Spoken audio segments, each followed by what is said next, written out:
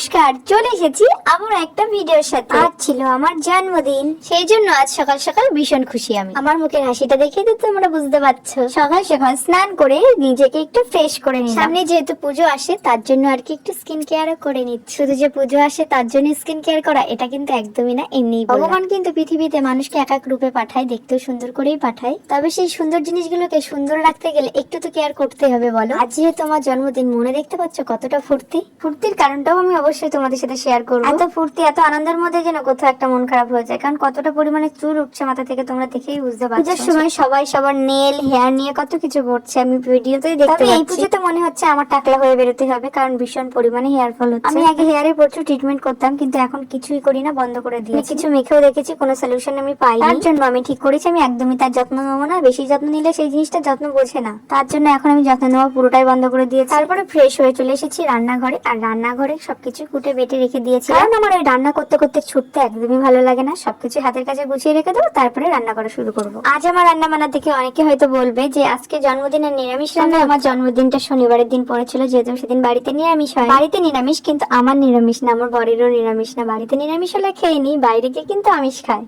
তার জন্য বেশি কিছু রান্না করবো না, বাঁধাকপির ঘন্ট করেছি আর চাল কুমড়ো করেছি। সকাল সকাল আগে প্রথমেই চাল কুমড়োটা রান্না করে নিয়েছিলাম, কারণ আমার বড় অফিস যাবে, সেটাই দিয়ে দিয়েছিলাম। আর পরে গিয়ে বাঁধাকপির ঘন্ট করেছিলাম। সাথে আর একটা জিনিস করেছিলাম, আমার কাছে কোনো কিছুই ফেলা যাবে না, তোমরা তো ভালোভাবে জানো। তার জন্য চাল কুমড়োর খোসাটা ভাজা করে নিয়েছি। চাল কুমড়ো থেকে চাল কুমড়োর খোসাটা কিন্তু আরো বেশি টেস্ট হয়। একটু আলু কুচিয়ে দিয়েছিলাম, আর লঙ্কার কালো জিরে ফোড়ন দিয়ে আমি চাল কুমড়োর খোসাটা ভাজা করেছিলাম। আর এদিকে প্রায় আমার রান্নাটা শেষ হয়ে গেছে। আমার এই যে ছোট ছোট মিনি ব্লগ, প্রতিটা দিন সকালবেলা ঘুম থেকে উঠে আমি কি কি করি সবটাই শেয়ার না করতে পারলেও কিছু কিছু মুহূর্ত শেয়ার করি। ছোট ছোট ভিডিওগুলো তোমাদের কাছে কেমন লাগছে সেটা কিন্তু আমাকে অবশ্যই জানিও। রান্না বান্না শেষ হয়ে গেছে, এবার আমি সব পরিষ্কার করে নিয়ে একেবারে সবকিছু কলতলায় নিয়ে চলে যাচ্ছি। দেখো কি কি রান্না হলো, সেগুলোই সবকিছু শেয়ার করলাম।